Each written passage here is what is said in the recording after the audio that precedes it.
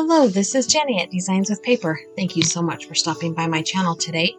Today I'm going to be creating a series of tags for my family for Christmas gifts this year. And I will be working with some scrapbook paper and some stamps and dies. The tag die I'm using is this Sizzix Tim Holtz tag die. I'll be using the second largest tag there. I also will be using this Stampers Anonymous stamp set, just that little pine branch, and these Spellbinders deckled edge dies, and just scrap paper from my stash. So this is the size that the tag is. It's about 4 inches by 2 inches, give or take. And the first thing I want to do is take all 10 tags and do some ink blending around the edges. I'm using archival ink because I want these to be like a permanent tag. So like most people, or I don't know, maybe not most people, but a lot of people, especially here in the United States, I think, we have a tradition of Christmas Eve jammies. And for many, many years, all of our pajamas have always used the same gift wrap box or gift wrap bag because my husband is kind of a saver of all things that could possibly become useful someday. And last year, those bags had pretty much gone the way of all of the paper things, right? And I found some boxes that are collapsible and reusable. So I decided to go ahead and make some permanent tags for these boxes. And that's what I'm doing today. And I am making 10 tags because I have 7 children and one child-in-law, and then my husband and myself.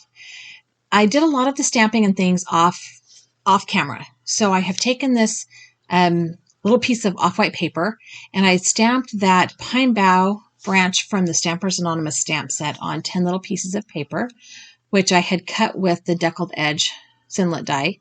And then I went ahead, I just stamped it in green, and then I used a red colored pencil to add the red onto the berries, and a little bit of a brown colored pencil to add some brown to the stems. Nothing major. This is just kind of almost don't even see it focal point when we get to the end. So the next thing I did was to cut that same size tag out of some heavyweight paper. And I am going to use some adhesive to adhere that inked edged scrapbook paper or pattern paper to the heavyweight card or cardstock. It's like 120-pound cardstock. It's the scrap of stuff that I buy to make boxes for gift card sets. And the first tag I put together using my ATG gun. And then I decided that probably this was a better use. This project was probably better served by liquid glue because I would have the time to slide the pattern paper into place. So I'm going to go ahead and pull out my Tombow Mono glue, and I will speed this up again. This did not take me very long, but it's very repetitive, which is why I sped it all up. I mean, the whole video is only like 8 minutes or 9 minutes long. But that is because I did a lot of fast forwarding and speeding up. And I did a lot of work off camera because it's just repetitive. I don't know that you want to watch me stamp 10 pine branches. And it was super fast. So anyways, just going to add the pattern paper to the cardstock tags. It's kind of a heavyweight. Yep, I think I said that 120-pound. And now I'm going to add the image to the tag. And I'm going to do the same thing, just use some liquid glue. I did stamp these pine boughs on some kind of cream off-white cardstock and then inked up the edges of those as well, which you just saw me do. And I am going to go ahead and adhere the pictures of the pine bough, that's what it's called, sorry, to the front of these tags. I have left the back of the tags white. I went back and forth with whether I wanted to put the name on the front of the tag or the name on the back, like a to from kind of thing. But I decided that since these were going to be like a permanent tag, I was going to go ahead and just use a simple image and put the name right on the front of the tag. Everybody knows where the Christmas Eve jammies come from. It's not like it's some kind of secret or surprise. They know Mom did it. And the last few years, we've even done matching jammies, much to the chagrin of my older daughters. But they're really good sports, and their significant others have always been really good sports too. So here are my 10 tags. And my next plan of action is to add the hole reinforcer. So that tag set also, which I obviously didn't do that part yet. The next thing I did was to pull out my printer and I typed everybody's name into a text box that fits the front of this tag and then just made the font fit. And I printed it on clear sticker paper. That's what I did next. And you can see it just says Dad and Mom, and it does cover up that little bow image. Some of my kids have longer names than others, so sometimes the font is really large, sometimes the font is really small, and sometimes I forgot how to get the backing paper off the stickers, and then I remembered, oh yeah, if you flip it over and peel from the front, it comes off so easy. Yeah, I don't know. So you will get a fast forward look at all of my kids' names, and I'm just slapping those on there. I'm not really concerned about covering up that picture.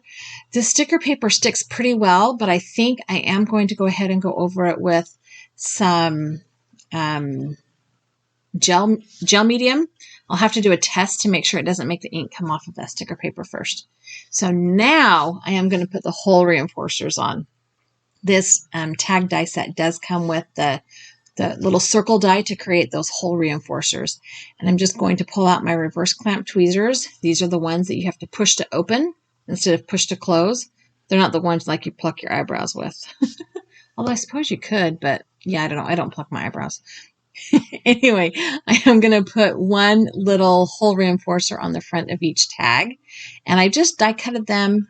Is that a word? Die cut them out of the same heavy duty cardstock that I did the backing of the tags, or the white tags.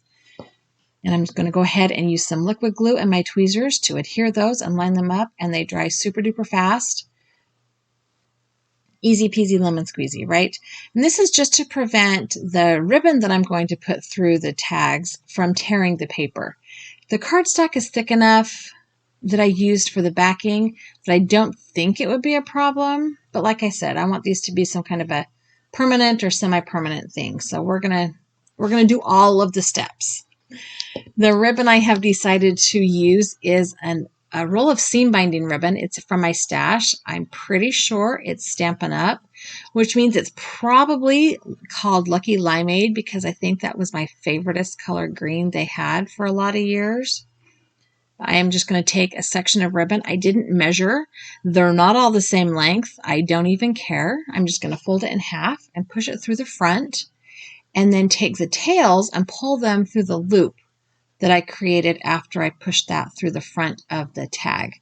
That way I have the front of the knot on the front of the tag, and it looks a little bit more finished.